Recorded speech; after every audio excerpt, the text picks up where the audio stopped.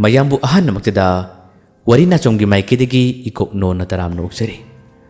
ngarangdi khanghaudana khwanggi anaba mukhak lakpadagi wari hapangam kidre ngasi aikhoina miyamgi damak amuk pujarli aikhoina hana thajarambu warida lupa masugi thambal warigi tarahumdoi suba tangka ngasi gi tangkak sidana wari sina mukari oiriba habado mayam punamagna wari ase puna taminarasi tabirasi lupa masugi thambal warigi tarahumdoi suba tangka nahan gi tangka adugi makha jatarko matamdani leima amadi achaudi nungai na tumhauri adubu makhoi gi pisak pikliba ngang singsangdi kari wakhalamu pharapuna khangde mama mapa ani na tumthaki patanja singai ga mahakti imung asidagi lon mapan thoki kari gumba khara pangthoknaba kari gumba khara tonaba thoki sumale asumna ani du tumhauri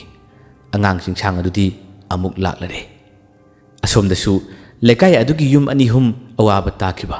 lai tongduna lai thajilaktuna khudong thiba takiba kaya adasu makhoi gi yumgi miyosingsu wanara male pothab changnaki adubu singsang du laklare aduga mahaki mapabungu makhong ku thudekhiba makhoi miyoi khara do adugi yumsing da hana singsang hana chale imung da hana hekta changmanate madugi miyoi singa do mana masak munna khanghoi aduga karigumba khara pangthoklagi habagi matagum angang asi lakpani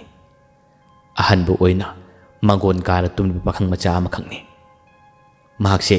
humang khara sawi khara sai haduna thongnaw se hangdolaga tumba tanjani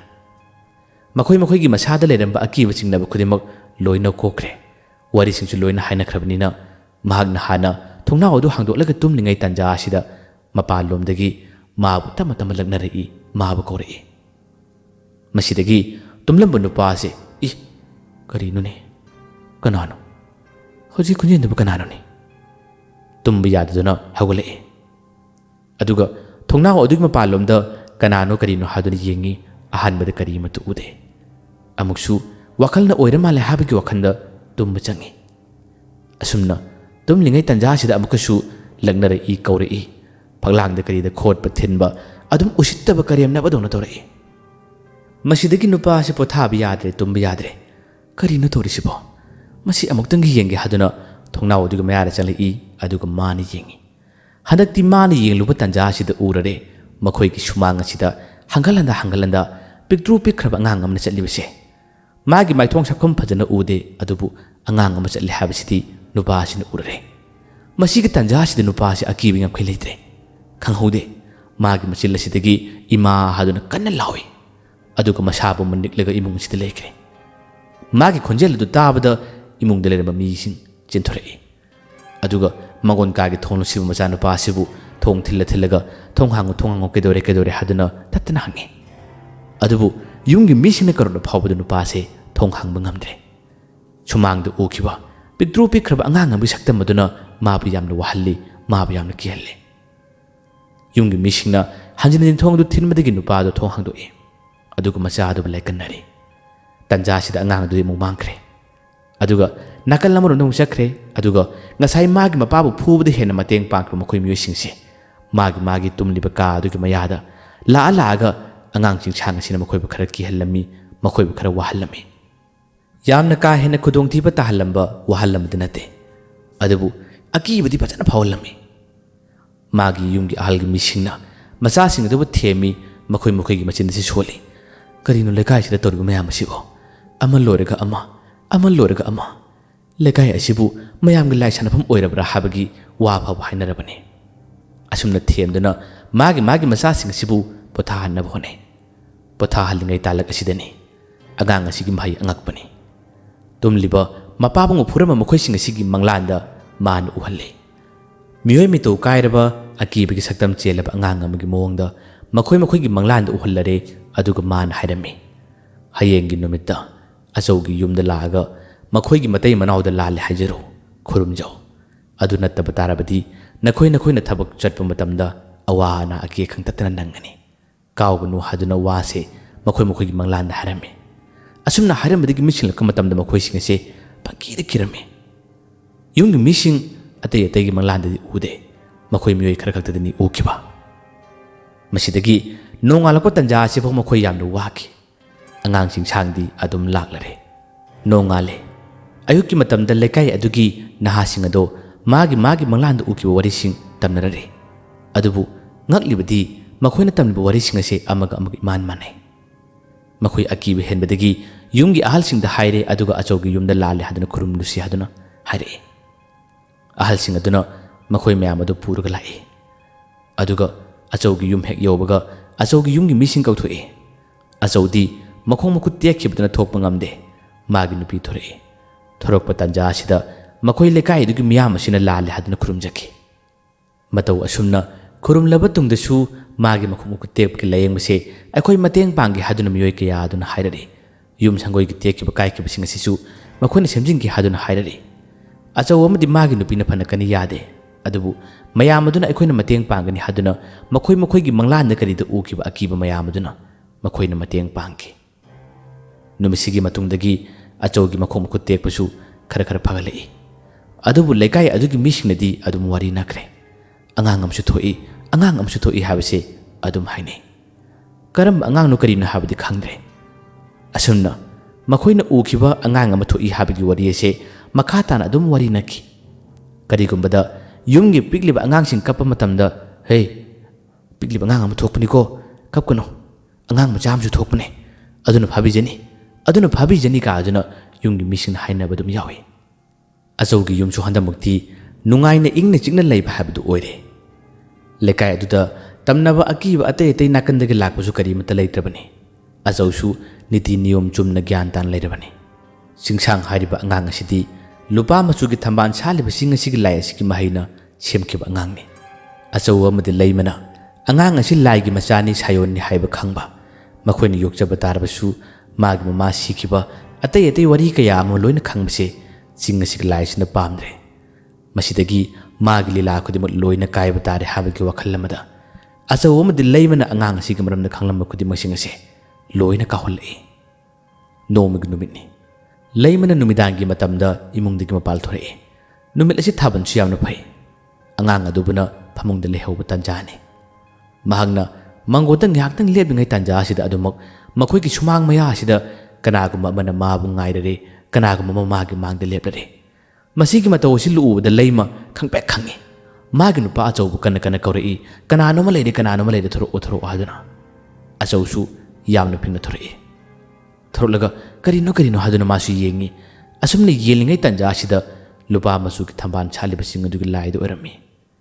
ꯃꯍꯥꯛꯅ ꯃꯈꯣꯏ ꯑꯅꯤꯕꯨ ꯑꯃꯨꯛ ꯍꯟꯅ ꯑꯉꯥꯡ ꯑꯁꯤꯒꯤ ꯃꯔꯝꯗ ꯃꯅꯨꯡꯒꯤ ꯋꯥꯔꯤ ꯀꯔꯤꯃꯠꯇ ꯈꯪꯗꯅꯕ ꯃꯍꯩ ꯑꯗꯨ ꯊꯥꯖꯤꯜꯂꯝꯃꯤ ꯅꯨꯃꯤꯠꯁꯤꯗꯒꯤ ꯑꯉꯥꯡ ꯑꯁꯦ ꯃꯈꯣꯏꯒꯤ ꯃꯆꯥ ꯑꯌꯣꯛꯄꯅꯤ ꯍꯥꯏꯕ ꯈꯪꯖꯕ ꯇꯥꯔꯕꯁꯨ ꯑꯇꯩ ꯃꯅꯨꯡꯒꯤ ꯋꯥꯔꯤꯁꯤꯡꯗꯤ ꯃꯇꯩ ꯃꯅꯥꯎ ꯑꯅꯤꯁꯤꯗꯒꯤ ꯂꯣꯏꯅ ꯀꯥꯎꯈꯤ ꯑꯁꯨꯝꯅ ꯅꯣꯡꯃꯒꯤ ꯃꯇꯝ ꯀꯌꯥ ꯍꯧꯈꯤ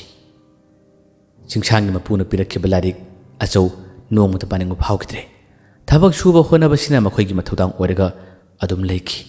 ꯅꯨꯡꯁꯤ ꯆꯥꯟꯅꯅ ꯃꯇꯩ ꯃꯅꯥꯎ ꯑꯁꯦ ꯑꯗꯨꯝ ꯍꯤꯡꯃꯤꯟꯅꯔꯛꯂꯤ ꯂꯩꯀꯥꯏ ꯑꯁꯤꯗ ꯇꯝꯅꯕꯁꯨ ꯀꯔꯤꯃꯠꯇ ꯂꯩꯈꯤꯗ꯭ꯔꯕꯅꯤ ꯈꯨꯊꯤ ꯐꯪꯈꯤꯕ ꯃꯥꯏꯕꯗꯣ ꯃꯍꯥꯛꯁꯨ ꯃꯋꯥ ꯃꯄꯥꯎ ꯀꯔꯤꯃꯠꯇ ꯇꯥꯈꯤꯗ꯭ꯔꯦ ꯑꯗꯨꯕꯨ ꯃꯥꯒꯤꯗꯤ ꯇꯣꯉꯥꯟꯕ ꯊꯧꯅꯥ ꯑꯃꯅꯤ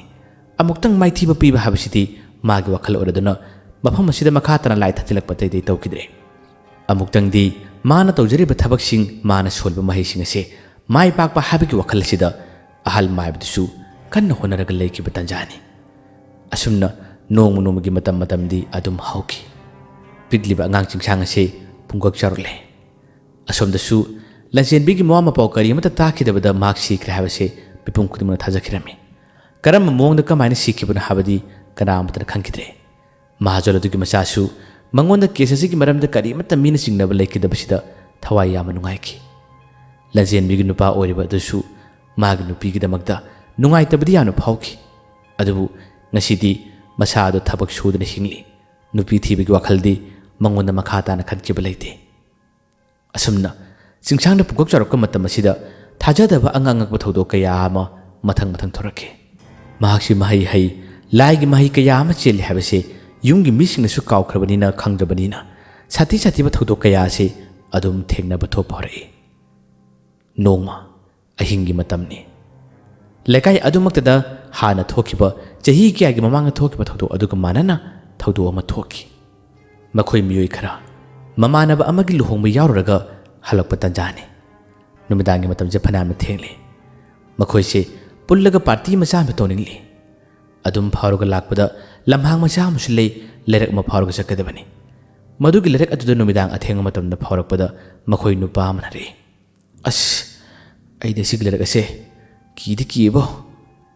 वादु ताब मतमदा अमना करिगे खंद्रो नहलोय नुपी म थौरी हाला सिगिबदो लेसाबी मा अस लेरक सिदे चटप तल्ले असिदि मिनसुके कुन हाइनबने अमना खुम्मे यारे तो सही तरामुकी ममांगदा अखोइगी लेकायदा थोकिब थोदोकसिंगदो नखोइ खंद्रा लेकायदा लाइब थाजिलकपने तमनबने कया अमा तौबदा ताचौ खोइगी युमदा इरांग कया अमा तौकिबदो खंद्रो हौजिते सिगुम्बा करियमता लेत्रबने बिकिथि कीगनो होरेन मचा मा पाइबदि फरगदबने लाव चसिलाव अमन मु हाइरे हौजिकि लम्हांग लेतोंगदबु मीबु क्या चंगनरमोइदा असिदा नतबा म होंसिबा याद्रे अतैना यानी लाव हादुना दुम चले असुमना लम्हांग मचा अमा लेरेबसिद मखोइ पुन्ना फमलरे अदुगा पार्टी मचा अमा तौइ मसिगी लम्हांग से तसेंगमुसु मी क्या चंगनदबनी नुपी म थौरी यालगा सिबता नतना मफम असे खरा हेना साथीबा मफम न्यानसु मीन हाइनकि मफमनि मसिदा मखोइना खंगदबदगी असुमना पार्टी असे पुल्लुरे पार्टी असे पुल्लुबदगी पार्टी असिगी तंखाइ हेक चलक मतमदा मखोइ मयांगी मरक्तगी नुपा अमदा हाना मागी मसा सादोंगना चंख्रे तोंख्रे हेक चंखिबा तोंखिबदगी मागी येंगना येंगसे कैनो मितौ तोरे ममानबसिंगदा ममित असी इराव लाउथोलगा मुनमुन येंगबा कया अमा तोरे मागी अहाना मतौदुदा ममानबा मना थुना पाल हे इस यो थुना पाल हे हादुना लग्नरुइ अदुबु लग्नरुबा तंजासिदा ममानबदु ओनसिल्लगा मागी मखोरी चपनबा होनरक्की मखोइ अमनि चंगदुना ममानबदुबा खमदोए कहीं इताव नंग तोरदुबु नंग मुंगावरब्रो नंग मुंगावरबा कितंग तकपदा दम तोरदु कइगिनो हादुना खमदोए खमदोलबा खुदिमक सिंगसे चपनबा फानबा तोरए अदुबु ngayaktangi matungdadi mamanaba sigi saklon magi mong matau si khangle magi masada lai tonglare lai changlare habse ngasi se nongthin nongba laibak thiba numil habadu su oirare mamanabadu gi mong matau si makhoi myam se laknabadu warare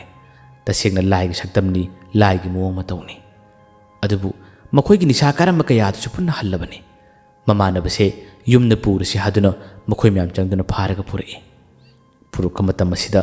magi mong matau saklolase कईनो मितौ तौई खोदकदबगी लामगदबगी असिगुम ngakdani hojikti magi yum lekai sirore thongan yorok matamda magi yumgi missing kौरगा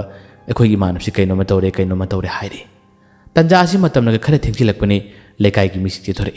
कदोरे हंगी नुपा मचा अदुगी मोंग मतौसि उबदा मखोइ ma'am लोइना ngaknare सिदि करिनो हादुना हंगी मतम असिदा लाई उनबा माले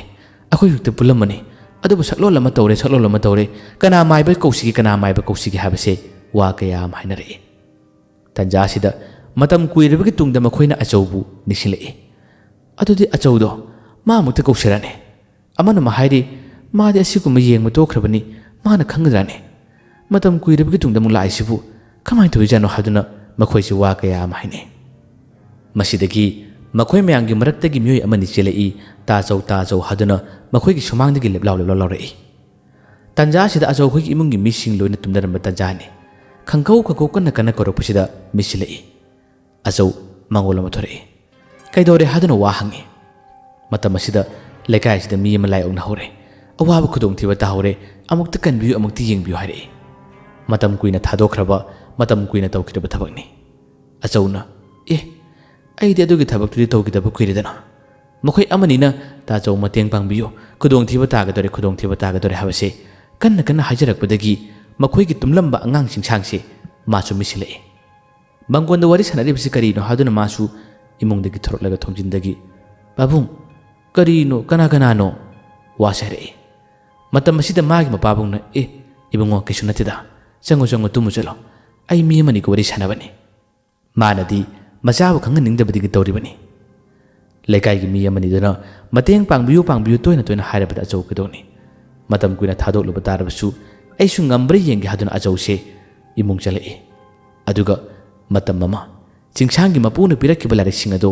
मान अमनि पुरक चखि चिंगसांगसु अइसु लाके हाय अदुबु याद्रे ममानसु खामले ममासु मिसिंगलबनी इबुंगो नंग थोकपि यादे तुमहौ लाव हादुना ममाना माबु खाम इमुंग चिले ꯑꯆꯧ ꯆꯠꯈ꯭ꯔꯦ ꯆꯤꯡꯁꯥꯡꯗꯤ ꯀꯔꯤꯅꯣ ꯍꯥꯏꯗꯨꯅ ꯈꯪꯅꯤꯡꯕꯁꯤ ꯃꯥꯒꯤ ꯃꯁꯥꯗ ꯐꯥꯎꯔꯕꯅꯤ ꯂꯥꯏ ꯆꯪꯂꯤꯕ ꯅꯨꯄꯥ ꯑꯗꯨꯒꯤ ꯃꯅꯥꯛ ꯇꯝꯅ ꯑꯆꯧ ꯌꯧꯔꯛꯏ ꯑꯗꯨꯒ ꯅꯨꯄꯥ ꯑꯗꯨꯕꯨ ꯃꯥꯅ ꯂꯥꯌꯦꯡꯅꯕ ꯀꯟꯅ ꯍꯣꯠꯅꯔꯤ ꯃꯇꯝ ꯀꯨꯏꯅ ꯊꯥꯗꯣꯛꯈ꯭ꯔꯕ ꯁꯤꯟꯐꯝꯅꯤ ꯑꯆꯧꯁꯨ ꯃꯥꯒꯤ ꯉꯝꯖꯕ ꯊꯥꯛꯇ ꯅꯨꯄꯥ ꯑꯗꯨꯕꯨ ꯂꯥꯌꯦꯡꯅꯕ ꯌꯥꯝꯅ ꯀꯟꯅ ꯍꯣꯠꯅꯩ ꯋꯥꯔꯤ ꯁꯥꯔꯗꯨꯅ ꯀꯗꯥꯏꯗꯒꯤ ꯂꯥꯛꯄꯅꯣ ꯀꯔꯤꯒꯤꯗꯃꯛ ꯆꯪꯂꯤꯕꯅꯣ ꯍꯥꯏꯕꯅꯆꯤꯡꯕ ꯋꯥ ꯀꯌꯥ ꯑꯃ ꯍꯪꯉꯤ ꯑꯗꯨꯕꯨ ꯑꯆꯧꯅ ꯇꯥꯟꯊꯣꯛꯄꯗꯤ ꯄꯥꯍꯦꯟ ꯉꯝꯗ꯭ꯔꯦ ꯑꯆꯧ ꯌꯥꯝꯅ ꯋꯥꯔꯦ ꯂꯩꯀꯥꯏ ꯑꯗꯨꯒꯤ ꯃꯤ ꯃꯌꯥꯝ ꯑꯃꯅ ꯀꯣꯏꯁꯤꯜꯂꯒ ꯌꯦꯡꯂꯕꯅꯤ ꯅꯨꯄꯥ ꯑꯗꯨꯒꯤ ꯃꯑꯣꯡ ꯃꯇꯧ ꯌꯥꯝꯅ ꯁꯥꯊꯤ ꯐꯅ ꯀꯨꯏꯅ ꯑꯆꯧꯅ ꯍꯣꯠꯅꯩ ꯑꯗꯨꯕꯨ ꯇꯥꯟꯊꯣꯛꯄꯗꯤ ꯁꯨꯡꯉꯝ ꯉꯝꯗ꯭ꯔꯦ ꯀꯣꯟꯅ ꯊꯪꯗ ꯑꯆꯧꯅ ꯑꯍꯜ ꯑꯃꯅꯤꯗ ꯋꯥ ꯍꯥꯏꯔꯦ ꯑꯩꯗꯤ ꯊꯕꯛꯁꯤ ꯊꯥꯗꯣꯛꯈꯤꯕꯁꯨ ꯀꯨꯏꯔꯦ ꯑꯗꯨꯕꯨ ꯍꯥꯏꯅ ꯇꯥꯟꯅꯕꯗꯤ ꯌꯥꯗ꯭ꯔꯦ ꯑꯩꯅ ꯐꯅ ꯀꯟꯅ ꯇꯥꯟꯊꯣꯛꯅꯕ ꯍꯣꯠꯅꯕꯅꯤ ꯃꯥꯗꯤ ꯆꯠꯂꯣ ꯍꯥꯏꯕ ꯌꯥꯗ꯭ꯔꯅꯤ ꯍꯥꯏꯗꯨꯅ ꯑꯆꯧꯅ ꯋꯥ ꯁꯥꯔꯛꯏ ꯂꯩꯔꯤꯕ ꯑꯇꯩꯅꯁꯨ ꯉꯝꯅꯕ ꯈꯔ ꯂꯥꯌꯦꯡꯕꯤꯌꯨ ꯉꯝꯅꯕ ꯈꯔ ꯂꯥꯌꯦꯡꯕꯤꯌꯨ ꯍꯥꯏꯗꯨꯅ ꯍꯥꯏꯔꯤ ꯑꯗꯨꯕꯨ ꯑꯆꯧꯅ ꯐꯅ ꯀꯟꯅ ꯍꯣꯠꯅꯕ ꯃꯇꯝ ꯑꯁꯤꯗ ꯆꯪꯂꯤꯕꯁꯦ ꯊꯣꯔꯛꯎ ꯍꯥꯏꯕ ꯁꯨꯡꯌꯥ ꯌꯥꯗ꯭ꯔꯦ ꯃꯥꯒꯤ ꯑꯄꯥꯝꯕꯁꯨ ꯐꯅ ꯀꯟꯅ ꯍꯪꯉꯤ ꯑꯗꯨꯕꯨ ꯑꯄꯥꯝꯕꯁꯨ ꯍꯥꯏꯌꯨ ꯍꯥꯏꯕ ꯌꯥꯗꯦ ꯅꯨꯄꯥꯁꯦ ꯃꯥꯅ ꯄꯨꯔꯒꯅꯤ ꯃꯥꯅ ꯍꯥꯠꯂꯅꯤ ꯍꯥꯏꯕꯁꯦ ꯑꯗꯨꯝ ꯍꯥꯏꯔꯛꯏ ꯑꯆꯧ ꯀꯔꯤ ꯇꯧꯅꯤ ꯃꯥꯅ ꯂꯥꯌꯦꯡꯕꯗ ꯉꯝꯂꯛꯇ꯭ꯔꯕꯁꯤꯗ ꯃꯊꯥ ꯌꯥꯝꯅ ꯁꯥꯔꯦ ꯑꯁꯨꯝꯅ ꯃꯊꯥ ꯁꯥꯗꯨꯅ ꯀꯔꯤ ꯇꯧꯁꯤꯒꯦ ꯍꯥꯏꯗꯨꯅ ꯈꯟꯖꯥꯟꯅꯔꯤꯉꯩ ꯃꯥꯒꯤ ꯑꯇꯣꯞ ꯑꯇꯣꯞꯄ ꯃꯔꯣꯟ ꯀꯌꯥ ꯑꯃ ꯁꯣꯟꯅꯕ ꯍꯣꯠꯅꯔꯤꯉꯩ ꯇꯥꯟꯖꯥ ꯑꯁꯤꯗ ꯅꯨꯄꯥꯁꯦ ꯑꯆꯧꯗ ꯃꯨꯟꯅ ꯌꯦꯡꯂꯝꯃꯤ ꯑꯗꯨꯒ ꯃꯥꯒꯤ ꯃꯥꯏꯊꯣꯡ ꯑꯁꯤ ꯅꯥꯀꯜ ꯑꯃꯗ ꯑꯣꯟꯊꯣꯛꯈꯤꯔꯝꯃꯤ ꯅꯥꯀꯜ ꯑꯃꯗ ꯍꯦꯛ ꯌꯦꯡꯂꯨꯕꯗꯒꯤ ꯅꯨꯄꯥ ꯑꯁꯤꯒꯤ ꯃꯁꯥꯗ ꯆꯪꯂꯤꯕ ꯂꯥꯏ ꯑꯁꯤ ꯀꯔꯤ ꯍꯥꯏꯔꯛꯏ ꯑꯩ ꯆꯠꯂꯒꯦ ꯑꯩ ꯆꯠꯂꯒꯦ ꯑꯩ ꯆꯠꯂꯒꯦ ꯑꯩ ꯆꯠꯂꯒꯦ ꯍꯥꯏꯗꯨꯅ ꯃꯍꯥꯛꯁꯦ ꯃꯁꯥꯗꯨ ꯄꯤꯡ ꯆꯣꯜꯂꯛꯏ ꯑꯩ ꯆꯠꯂꯒꯦ ꯍꯥꯏꯗꯨꯅ ꯑꯗꯨꯝ ꯇꯧꯔꯛꯏ ꯇꯥꯟꯖꯥ ꯑꯁꯤꯗ ꯑꯆꯧ ꯆꯤꯡꯉꯛꯏ ꯑꯦ ꯀꯔꯤꯅꯣꯅꯦ ꯑꯩꯅ ꯁꯣꯟꯕꯗ ꯊꯥꯗꯣꯛꯑꯣꯏ ꯍꯥꯏꯕ ꯌꯥꯗ꯭ꯔꯒ ꯍꯧꯖꯤꯛꯇꯃꯛ ꯆꯠꯂꯒꯦ ꯍꯥꯏꯔꯤꯁꯨ ꯀꯔꯤꯒꯤꯅꯣ ꯍꯟꯖꯤꯟ ꯍꯟꯖꯤꯟ ꯅꯨꯄꯥ ꯑꯗꯨꯗꯤ ꯍꯥꯏꯕ ꯁꯨꯡꯂꯦꯞ ꯂꯦꯞꯇꯦ ꯑꯩ ꯌꯥꯝꯅ ꯀꯤꯖꯩ ꯑꯩ ꯃꯇꯨꯡꯗ ꯆꯪꯉꯔꯣꯏ ꯑꯩ ꯆꯠꯂꯒꯦ ꯑꯩꯕꯨ ꯊꯤꯟꯗꯣꯛꯄꯤꯌꯨ ꯍꯥꯏꯕꯁꯦ ꯇꯣꯏꯅ ꯇꯣꯏꯅ ꯍꯥꯏꯔꯛꯏ ꯑꯆꯧꯁꯨ ꯉꯛꯂꯕꯅꯤ ꯃꯁꯤꯗꯒꯤ ꯑꯆꯧꯅ ꯅꯪ ꯇꯁꯦꯡꯅ ꯆꯠꯂꯒꯦ ꯍꯥꯏꯕ꯭ꯔꯥ ꯂꯥꯎ ꯊꯤꯟꯗꯣꯛꯀꯦ ꯂꯥꯎ ꯀꯗꯥꯏ ꯐꯥꯎꯕ ꯊꯤꯟꯗꯣꯛꯀꯅꯤ ꯍꯥꯏꯔꯛꯏ ꯇꯥꯟꯖꯥ ꯑꯁꯤꯗ ꯊꯣꯡꯒꯥꯜ ꯃꯆꯤꯟ ꯐꯥꯎꯕ ꯊꯤꯟꯗꯣꯛꯄꯤꯌꯨ ꯍꯥꯏꯔꯛꯏ ꯑꯆꯧꯅ ꯂꯥꯎ ꯆꯠꯁꯤ ꯂꯥꯎ ꯍꯥꯏꯗꯨꯅ ꯃꯈꯣꯏ ꯄꯨꯟꯅ ꯂꯥꯛꯏ ꯑꯗꯨꯕꯨ ꯆꯠꯅ ꯅꯨꯄꯥ ꯑꯁꯤꯅ ꯇꯨꯡ ꯍꯜꯂꯒ ꯌꯦꯡꯉꯤ ꯃꯥ ꯂꯥꯍꯟꯒꯅꯨ ꯍꯥꯏꯔꯛꯏ ꯇꯥꯟꯖꯥ ꯑꯁꯤꯗ ꯑꯆꯧꯅ ꯀꯅꯥꯅꯣ ꯍꯥꯏꯗꯨꯅ ꯇꯨꯡ ꯑꯣꯟꯊꯣꯔꯛꯄ ꯃꯇꯝꯗ ꯀꯅꯥꯁꯨ ꯂꯩꯇꯕ ꯇꯥꯟꯖꯥ ꯑꯁꯤꯗ ꯅꯨꯄꯥ ꯑꯗꯨꯅ ꯑꯃꯨꯛ ꯂꯣꯠꯈ꯭ꯔꯦ ꯃꯥ ꯂꯥꯛꯑꯗꯤ ꯌꯥꯔꯣꯏ ꯍꯥꯏꯕꯁꯦ ꯇꯣꯏꯅ ꯍꯥꯏꯔꯛꯏ ꯑꯆꯧ ꯆꯤꯡꯅꯕꯗꯤ ꯐꯥꯎꯏ ꯑꯁꯨꯝꯅ ꯊꯣꯡꯒꯥꯟ ꯃꯆꯤꯟ ꯐꯥꯎꯕ ꯊꯤꯟꯗꯣꯔꯛꯂꯤ ꯃꯤ ꯑꯇꯩꯁꯨ ꯇꯨꯡꯏꯜꯂꯛꯂꯤꯕꯅꯤ ꯊꯣꯡꯒꯥꯟ ꯃꯆꯤꯟꯗꯨ ꯌꯧꯕꯗꯒꯤ ꯅꯨꯄꯥꯗꯨꯒꯤ ꯃꯁꯥꯗ ꯆꯪꯂꯝꯕ ꯁꯔꯣꯏ ꯂꯥꯏ ꯑꯁꯤ ꯇꯨꯃꯤꯟꯅ ꯆꯠꯈꯤꯔꯝꯃꯤ ꯀꯤꯅ ꯃꯍꯥꯛ ꯄꯥꯏꯈꯤꯔꯝꯃꯤ ꯃꯥꯅ ꯍꯦꯛ ꯊꯣꯛꯈꯤꯕꯗ ꯅꯨꯄꯥ ꯑꯗꯨ ꯋꯥꯟꯊꯔꯛꯏ ꯃꯌꯥꯝ ꯆꯪꯗꯨꯅ ꯊꯥꯡꯖꯤꯜꯂꯛꯏ ꯑꯗꯨꯕꯨ ꯑꯆꯧꯗꯤ ꯃꯥꯒꯤ ꯃꯁꯥꯗ ꯋꯥꯍꯪ ꯑꯃꯗꯤ ꯍꯪꯂꯦ ꯀꯅꯥ ꯂꯥꯛꯄꯒꯤꯅꯣ ꯀꯅꯥ ꯂꯩꯕꯒꯤꯅꯣ ꯃꯥꯅ ꯀꯤꯔꯤꯕꯁꯤꯕꯨ ꯀꯔꯤ ꯂꯩꯕꯒꯤꯅꯣ ꯍꯥꯏꯕꯁꯦ ꯃꯁꯥ ꯃꯇꯣꯝꯇ ꯋꯥꯍꯪ ꯀꯌꯥ ꯑꯃꯗ ꯍꯪꯈꯤ ꯑꯆꯧꯅꯗꯤ ꯎꯍꯧꯗ꯭ꯔꯦ ꯑꯆꯧꯅꯗꯤ ꯈꯪꯍꯧꯗ꯭ꯔꯦ ꯑꯗꯨꯕꯨ ꯉꯁꯥꯏꯒꯤ ꯁꯔꯣꯏ ꯑꯁꯤꯅ ꯀꯤꯔꯤꯕꯁꯦ ꯑꯇꯩ ꯑꯃꯠꯇ ꯅꯠꯇꯦ ꯑꯆꯧꯒꯤ ꯃꯆꯥꯅꯨꯄꯥ ꯆꯤꯡꯁꯥꯡ ꯃꯅꯥꯛꯁꯤꯗ ꯂꯥꯛꯏ ꯃꯅꯥꯛꯁꯤꯗ ꯂꯦꯞꯂꯔꯦ ꯃꯥ ꯂꯩꯕꯒꯤ ꯁꯔꯣꯏ ꯑꯁꯤꯅ ꯀꯤꯕꯅꯤ ꯁꯔꯣꯏ ꯑꯁꯤꯅ ꯃꯥꯕꯨ ꯎꯕꯗ ꯃꯁꯥ ꯄꯨꯝꯕ ꯅꯤꯛꯄꯅꯤ ꯆꯤꯡꯁꯥꯡꯅ ꯃꯄꯥꯕꯨꯡ ꯈꯪꯍꯟꯗꯅ ꯃꯍꯥꯛ ꯂꯣꯟꯅ ꯂꯥꯛꯄꯅꯤ ꯑꯁꯨꯝꯅ ꯂꯥꯌꯦꯡꯕꯁꯤ ꯂꯣꯏꯔꯕ ꯇꯨꯡ ꯃꯌꯥꯝꯅ ꯑꯆꯧꯕꯨ ꯌꯥꯝꯅ ꯊꯥꯒꯠꯈꯤ ꯑꯆꯧꯗꯤ ꯃꯥꯒꯤ ꯃꯁꯥꯗ ꯋꯥꯍꯪ ꯀꯌꯥ ꯑꯃ ꯍꯪꯂꯒ ꯌꯨꯝ ꯇꯝꯕ ꯂꯥꯛꯏ ꯃꯄꯥ ꯂꯥꯛꯈ꯭ꯔꯕ ꯇꯥꯟꯖꯥ ꯑꯁꯤꯗ ꯃꯆꯥ ꯆꯤꯡꯁꯥꯡꯗꯤ ꯃꯌꯨꯝ ꯇꯨꯃꯤꯟꯅ ꯇꯨꯝꯁꯤꯟꯅꯕ ꯁꯥꯈꯤ ꯑꯆꯧ ꯌꯨꯝ ꯌꯧꯔꯦ ꯃꯉꯣꯟꯗ ꯂꯦꯞꯂꯒ ꯊꯣꯡ ꯊꯤꯜꯂꯗꯨꯅ ꯊꯣꯡ ꯍꯥꯡꯉꯨ ꯍꯥꯏꯔꯤ ꯇꯥꯟꯖꯥ ꯑꯁꯤ ꯃꯥꯒꯤ ꯅꯨꯄꯤ ꯂꯩꯃ ꯍꯧꯒꯠꯂꯛꯇꯦ ꯄꯤꯛꯂꯤꯕ ꯑꯉꯥꯡ ꯆꯤꯡꯁꯥꯡ ꯑꯣꯏꯅ ꯍꯧꯒꯠꯂꯛꯏ ꯑꯗꯨꯒ ꯊꯣꯡꯗꯣ ꯍꯥꯡꯗꯣꯛꯏ ꯆꯤꯡꯁꯥꯡꯅ ꯊꯣꯡꯗꯣ ꯍꯥꯡꯗꯣꯔꯛꯄꯗꯨ ꯎꯕꯗ ꯃꯄꯥꯅ ꯏꯕꯨꯡꯉꯣ ꯅꯪꯗꯤ ꯇꯨꯝꯗꯕ꯭ꯔꯥ ꯆꯤꯡꯁꯥꯡꯅ ꯈꯨꯝꯃꯤ ꯇꯨꯝꯕ ꯌꯥꯗꯦ ꯄꯥꯕꯨꯡꯅ ꯆꯠꯈꯤꯕ ꯊꯕꯛꯇꯨꯕꯨ ꯀꯔꯤ ꯊꯕꯛꯅꯣ ꯑꯩ ꯌꯥꯝ ꯈꯪꯅꯤꯡꯉꯦ ꯍꯥꯏꯗꯨꯅ ꯈꯪꯗꯕ ꯁꯥꯗꯨꯅ ꯃꯥꯅ ꯋꯥ ꯍꯪꯂꯤ ꯃꯇꯝ ꯑꯁꯤꯗ ꯃꯄꯥꯅ ꯂꯤꯔꯛꯑꯦ ꯑꯁꯤꯗ ꯅꯨꯄꯥ ꯃꯆꯥ ꯑꯃ ꯂꯥꯏ ꯑꯣꯛꯅꯩ ꯍꯥꯏꯕ꯭ꯔꯥ ꯀꯩꯅꯣꯝꯃ ꯇꯧꯕꯒꯤꯅꯤ ꯑꯗꯨꯒꯤ ꯌꯦꯡꯉꯨꯕꯅꯤ ꯏꯕꯨꯡꯉꯣ ꯑꯗꯨꯕꯨ ꯑꯩ ꯉꯁꯤꯗꯤ ꯉꯛꯄ ꯀꯩꯅꯣꯝꯃ ꯊꯦꯡꯅꯩꯅꯦ ꯃꯄꯥꯒꯤ ꯋꯥꯗꯨ ꯇꯥꯕꯗ ꯆꯤꯡꯁꯥꯡꯅ ꯄꯥꯕꯨꯡ ꯀꯩꯗꯧꯔꯤꯕ ꯑꯩꯗꯤ ꯑꯁꯤꯒꯨꯝꯕ ꯂꯥꯏ ꯇꯤꯟꯒꯤ ꯊꯕꯛꯁꯦ ꯊꯥꯗꯣꯛꯈꯤꯕꯁꯨ ꯃꯇꯝ ꯌꯥꯝꯅ ꯀꯨꯏꯔꯕꯅꯤ ꯑꯗꯨꯕꯨ ꯉꯁꯤ ꯑꯩꯅ ꯇꯥꯟꯊꯣꯛꯄꯗꯤ ꯌꯥꯗ꯭ꯔꯕ ꯅꯨꯄꯥ ꯃꯆꯥ ꯑꯗꯨꯒꯤ ꯃꯁꯥꯗ ꯆꯪꯂꯤꯕ ꯁꯔꯣꯏꯗꯣ ꯐꯅ ꯀꯨꯏꯅ ꯑꯩꯅ ꯍꯣꯠꯅꯕ ꯌꯥꯕ ꯍꯣꯠꯅꯕꯗ ꯃꯥꯏ ꯄꯥꯛꯇ꯭ꯔꯕꯗ ꯀꯣꯟꯅ ꯊꯪꯒꯗꯤ ꯑꯩꯒꯤ ꯅꯥꯛꯇ ꯀꯅꯥ ꯂꯥꯛꯄꯅꯣ ꯀꯔꯤ ꯂꯩꯕꯅꯣ ꯈꯪꯗꯦ ꯑꯩ ꯆꯠꯂꯒꯦ ꯍꯥꯏꯗꯨꯅ ꯁꯔꯣꯏ ꯑꯗꯨ ꯆꯠꯈꯤ ꯈꯪꯗꯦꯅꯦꯍꯦ ꯃꯇꯝ ꯑꯃꯗ ꯂꯥꯏ ꯁꯥꯟꯅꯕ ꯂꯥꯏ ꯊꯣꯛꯄ ꯑꯇꯩꯗꯤ ꯊꯕꯛ ꯀꯌꯥ ꯑꯃ ꯇꯧꯈꯤꯕꯅꯤ ꯍꯧꯖꯤꯛ ꯑꯃꯨꯛ ꯂꯥꯛꯂꯕ꯭ꯔꯥ ꯀꯩꯅꯣ ꯈꯪꯗꯦ ꯑꯩꯁꯨ ꯍꯧꯖꯤꯛꯀꯤ ꯑꯩꯒꯤ ꯇꯨꯡꯗ ꯑꯩꯒꯤ ꯅꯥꯀꯟꯗ ꯂꯥꯛꯈꯤꯕꯗꯣ ꯀꯅꯥꯅꯣ ꯀꯔꯤꯅꯣ ꯑꯩꯁꯨ ꯒ꯭ꯌꯥꯟ ꯃꯦꯟ ꯇꯥꯍꯧꯗ꯭ꯔꯦ ꯇꯁꯦꯡꯅꯃꯛ ꯑꯉꯛꯄꯒꯤ ꯃꯁꯛꯅꯤ ꯃꯄꯥꯅ ꯑꯗꯨꯝꯅ ꯊꯋꯥꯏ ꯇꯥꯅ ꯇꯝꯕ ꯄꯥꯎ ꯑꯁꯤꯗ ꯃꯆꯥꯁꯦ ꯅꯣꯛꯐꯦꯠ ꯇꯧꯏ ꯑꯗꯨꯕꯨ ꯈꯨꯗꯤꯡꯃꯛꯁꯤꯡ ꯑꯁꯤꯗꯤ ꯃꯥꯅ ꯇꯧꯔꯤꯕꯅꯤ ꯍꯥꯏꯕꯗꯨꯗꯤ ꯇꯥꯛꯊꯣꯛꯈꯤꯗꯦ ꯄꯥꯕꯨꯡ ꯀꯩꯁꯨꯝ ꯑꯣꯏꯔꯝꯃꯣꯏꯕ ꯄꯥꯕꯨꯡꯒꯤ ꯃꯍꯩꯗ ꯀꯤꯗꯨꯅ ꯆꯠꯄꯔꯝꯒꯅꯤ ꯑꯣ ꯑꯩꯈꯣꯏ ꯂꯩꯀꯥꯏꯗꯁꯨ ꯑꯃꯨꯛ ꯂꯥꯏ ꯇꯝꯅꯕ ꯂꯥꯏ ꯊꯣꯛꯄ ꯇꯧꯕ ꯑꯣꯏꯔꯦ ꯈꯪꯁꯤꯟꯅꯗꯕ ꯁꯥꯗꯨꯅ ꯑꯉꯥꯡ ꯑꯁꯤꯅ ꯍꯥꯏꯔꯔꯤ ꯃꯄꯥꯅ ꯅꯨꯃꯤꯗꯥꯡ ꯊꯣꯛꯄ ꯌꯥꯗꯦꯀꯣ ꯉꯟꯅ ꯉꯟꯅ ꯌꯨꯝꯗ ꯆꯠꯂꯛꯀꯗꯕꯅꯤ ꯆꯤꯡꯁꯥꯡꯁꯨ ꯍꯥꯗꯨꯅ ꯈꯨꯝꯃꯤ ꯑꯁꯨꯝꯅ ꯅꯨꯃꯤꯠ ꯑꯁꯤꯒꯤ ꯅꯨꯃꯤꯗꯥꯡꯁꯦ ꯑꯗꯨꯝ ꯍꯧꯈ꯭ꯔꯦ ꯃꯊꯪꯒꯤ ꯑꯌꯨꯛꯀꯤ ꯃꯇꯝꯅꯤ ꯆꯤꯡꯁꯥꯡ ꯑꯃꯗꯤ ꯃꯥꯒꯤ ꯃꯃꯥꯟꯅꯕ ꯑꯅꯤꯍꯨꯝꯒ ꯂꯣꯏꯅꯅ ꯂꯥꯏꯔꯤꯛ ꯇꯝꯕ ꯆꯠꯂꯨꯔꯒ ꯌꯨꯝꯗ ꯍꯜꯂꯛꯄ ꯇꯥꯟꯖꯥꯅꯤ ꯑꯁꯨꯝꯅ ꯍꯜꯂꯛꯄꯗ ꯂꯝꯕꯤꯒꯤ ꯃꯇꯥꯏ ꯑꯃꯗ ꯑꯍꯜ ꯑꯣꯏꯔꯕ ꯅꯨꯄꯥ ꯑꯃꯈꯛ ꯃꯥꯒꯤ ꯁꯟ ꯒꯥꯔꯤ ꯑꯁꯤ ꯄꯨꯊꯔꯒ ꯂꯩꯔꯝꯂꯦ ꯅꯥꯀꯟ ꯅꯥꯝꯃ ꯆꯦꯞꯊꯔꯦ ꯑꯗꯨꯒ ꯁꯟꯁꯤꯡ ꯑꯁꯤꯁꯨ ꯀꯨꯟꯊꯔꯒ ꯀꯥꯈꯠꯄ ꯉꯝꯗꯗꯅ ꯌꯥꯝꯅ ꯋꯥ ꯂꯩꯔꯝꯃꯤ ꯃꯁꯤꯒꯤ ꯃꯇꯧ ꯑꯁꯤ ꯃꯃꯥꯟꯅꯕ ꯑꯃꯅ ꯍꯥꯟꯅ ꯎꯕꯗ ꯍꯩꯃꯥ ꯁꯟ ꯒꯥꯔꯤ ꯄꯨꯊꯔꯦ ꯁꯟꯁꯨ ꯂꯣꯏꯅ ꯀꯨꯟꯈ꯭ꯔꯦ ꯀꯥꯕ ꯉꯝꯗ꯭ꯔ ꯃꯥꯜꯂꯦ ꯄꯨꯄꯨꯁꯤ ꯌꯥꯝ ꯋꯥꯔꯝꯃꯅꯤ ꯆꯤꯡꯁꯥꯡꯁꯨ ꯑꯣꯟꯊꯣꯛꯇꯨꯅ ꯌꯦꯡꯉꯤ ꯌꯦꯡꯂꯨꯕ ꯃꯇꯝꯗ ꯑꯍꯜ ꯑꯁꯤꯅ ꯌꯥꯝꯅ ꯋꯥꯅ ꯁꯟ ꯑꯁꯤ ꯀꯥꯈꯠꯅꯕ ꯍꯣꯏꯒꯠꯅꯕ ꯍꯣꯠꯅꯩ ꯆꯀꯥꯁꯨ ꯅꯥꯀꯟ ꯅꯥꯝꯃ ꯐꯅꯌꯥꯝꯅ ꯄꯨꯊꯔꯕ ꯁꯟꯁꯨ ꯀꯨꯜꯂꯒ ꯂꯩꯕꯁꯤ ꯌꯥꯝꯅ ꯋꯥꯕ ꯃꯇꯧꯅꯤ ꯃꯈꯣꯏ ꯑꯉꯥꯡ ꯑꯅꯤꯍꯨꯝ ꯆꯪꯉꯤ ꯑꯗꯨꯒ ꯑꯉꯥꯡ ꯑꯃꯅ ꯍꯥꯏꯔꯛꯏ ꯄꯨꯄꯨ ꯁꯟ ꯒꯥꯔꯤ ꯄꯨꯊꯩꯔꯣ ꯑꯩꯈꯣꯏ ꯃꯅꯤꯡꯗꯒꯤ ꯏꯜꯂꯛꯎꯔꯣ ꯑꯍꯜ ꯑꯗꯨꯅ ꯂꯥꯎꯈꯠꯂꯤ ꯆꯠꯂꯣ ꯍꯥꯏ ꯄꯤꯛꯈ꯭ꯔꯕ ꯅꯈꯣꯏꯅ ꯀꯔꯝꯅ ꯃꯇꯦꯡ ꯄꯥꯡꯕ ꯉꯝꯅꯤ ꯆꯠꯂꯣ ꯁꯟ ꯑꯁꯤ ꯉꯥꯎꯕꯅꯤ ꯍꯣꯔꯦꯟ ꯀꯥꯈꯠꯂꯛꯄꯗ ꯅꯈꯣꯏꯗ ꯋꯥꯏꯕꯤꯅꯤ ꯃꯁꯤꯗ ꯆꯤꯡꯁꯥꯡꯅꯁꯨ ꯄꯨꯄꯨ ꯑꯩꯈꯣꯏ ꯃꯇꯦꯡ ꯄꯥꯡꯕꯤꯒꯦ ꯍꯥꯏꯔꯛꯏ ꯇꯟꯖꯥꯁꯤ ꯑꯍꯜꯁꯤ ꯌꯥꯝ ꯁꯥꯎꯒꯠꯂꯛꯏ ꯍꯦ ꯂꯝ ꯍꯦꯟꯖꯅꯨ ꯄꯥꯏꯔꯤꯕ ꯆꯩꯁꯤꯅ ꯀꯟꯊꯠꯂꯛꯀꯅꯤ ꯃꯇꯦꯡ ꯄꯥꯡꯒꯦ ꯀꯥꯏꯅ ꯄꯤꯛꯈ꯭ꯔꯕ ꯄꯦꯇꯋꯥꯁꯤꯡꯁꯤꯗꯤ ꯉꯝꯁꯨ ꯉꯝꯃꯣꯏꯗꯕꯗ ꯆꯠꯂꯣ ꯁꯟ ꯑꯁꯤꯅ ꯍꯣꯔꯦꯟ ꯍꯥꯏꯔꯛꯑꯗꯤ ꯑꯁꯨꯝꯅ ꯋꯥꯁꯤ ꯀꯟꯅ ꯉꯥꯡꯂꯛꯏ ꯑꯇꯩ ꯂꯩꯔꯤꯕ ꯑꯉꯥꯡꯁꯤꯡ ꯂꯥꯛꯑꯣꯏ ꯁꯟ ꯉꯥꯎꯏ ꯍꯥꯏ ꯆꯠꯁꯤ ꯂꯥꯎ ꯍꯥꯏꯗꯨꯅ ꯆꯠꯄ ꯍꯧꯅꯩ ꯆꯤꯡꯁꯥꯡꯗꯤ ꯑꯗꯨꯝ ꯌꯦꯡꯉꯤ ꯆꯤꯡꯁꯥꯡ ꯑꯃꯨꯛꯀꯁꯨ ꯃꯅꯥꯛꯇ ꯂꯦꯞꯄꯤ ꯑꯗꯨꯒ ꯍꯥꯏꯔꯛꯏ ꯄꯨꯄꯨ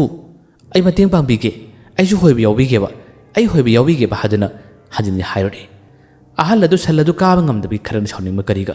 ꯃꯁꯤ ꯑꯉꯥꯡꯁꯤ ꯑꯅꯝ ꯀꯜꯂꯤꯅꯦ ꯎꯁꯤꯠꯇꯦꯅꯦ ꯍꯥꯏꯗꯨꯅ ꯃꯊꯛꯇꯒꯤ ꯀꯨꯝꯊꯔꯛꯏ ꯑꯗꯨꯒ ꯆꯩ ꯑꯗꯨꯒ ꯐꯥꯠꯂꯅ ꯀꯜꯂꯛꯏ ꯀꯜꯂꯛꯄ ꯃꯇꯝꯗ ꯆꯤꯡꯁꯥꯡꯅ ꯆꯩ ꯑꯗꯨ ꯇꯥꯞ ꯐꯥꯔꯔꯦ ꯄꯨꯄꯨ ꯀꯗꯥꯏ ꯑꯩ ꯍꯣꯏꯒꯦ ꯑꯍꯟꯅꯤꯅ ꯍꯣꯏꯕ ꯍꯩꯁꯨ ꯍꯩꯇꯕ ꯍꯥꯏꯗꯨꯅ ꯁꯟ ꯒꯥꯔꯤ ꯃꯊꯛꯇ ꯀꯥꯈꯠꯂꯤ ꯃꯥꯅ ꯍꯦꯛ ꯀꯥꯈꯠꯂꯒ ꯁꯟ ꯑꯅꯤ ꯑꯗꯨ ꯃꯥꯅ ꯆꯩꯗꯨꯅ ꯀꯟꯅ ꯅꯠꯇꯕ ꯇꯞꯅ ꯑꯃꯨꯔꯛ ꯑꯅꯤꯔꯛꯇꯪ ꯊꯥꯕ ꯃꯇꯝ ꯑꯁꯤꯗ ꯀꯨꯜꯂꯝꯕ ꯁꯟ ꯑꯅꯤꯁꯦ ꯐꯠ ꯂꯦꯞꯈꯠꯂꯛꯏ ꯑꯗꯨꯒ ꯄꯨꯊꯔꯝꯕ ꯁꯟ ꯒꯥꯔꯤ ꯆꯀꯥꯁꯨ ꯀꯩꯁꯨ ꯐꯨꯒꯠꯂꯗꯨꯅ ꯃꯊꯛꯂꯣꯝ ꯆꯦꯟꯈꯠꯂꯛꯏ ꯃꯁꯤꯒꯤ ꯃꯇꯧ ꯑꯁꯤ ꯎꯕꯗ ꯑꯍꯜ ꯑꯁꯤ ꯉꯛꯄꯅ ꯀꯩꯅꯣꯝꯃ ꯇꯧꯈ꯭ꯔꯦ ꯃꯊꯛꯇ ꯀꯥꯔꯕ ꯇꯨꯡ ꯆꯤꯡꯁꯥꯡꯅ ꯄꯨꯄꯨ ꯇꯨ ꯑꯩꯅ ꯉꯝꯅꯤ ꯍꯥꯏꯗ꯭ꯔꯥ ꯁꯟ ꯒꯥꯔꯤ ꯊꯧꯕ ꯍꯩꯁꯨ ꯍꯩꯇꯕ ꯑꯁꯨꯝꯕ ꯂꯛꯅꯔꯝꯂꯒ ꯆꯤꯡꯁꯥꯡꯁꯦ ꯆꯠꯈꯤ ꯃꯥꯒꯤ ꯇꯧꯕ ꯉꯝꯕ ꯃꯇꯤꯛ ꯃꯌꯥꯏ ꯑꯉꯛꯄꯅꯤ ꯑꯍꯜ ꯑꯁꯤꯗꯤ ꯀꯔꯤꯅꯣ ꯍꯥꯏꯐꯝ ꯇꯧꯐꯝ ꯈꯪꯗꯕꯅ ꯑꯉꯥꯡꯗ ꯍꯧꯔꯨꯕ꯭ꯔꯥ ꯍꯥꯏꯕꯨ ꯆꯣꯞꯄꯦꯗꯣ ꯑꯁꯨꯝꯕ ꯂꯩꯍꯧꯏ ꯆꯤꯡꯁꯥꯡ ꯅꯣꯛꯐꯦꯠ ꯇꯧꯅ ꯑꯗꯨꯝ ꯍꯜꯂꯛꯂꯤ ꯆꯤꯡꯁꯥꯡꯗꯣ ꯌꯨꯝ ꯌꯧꯔꯛꯇ꯭ꯔꯤ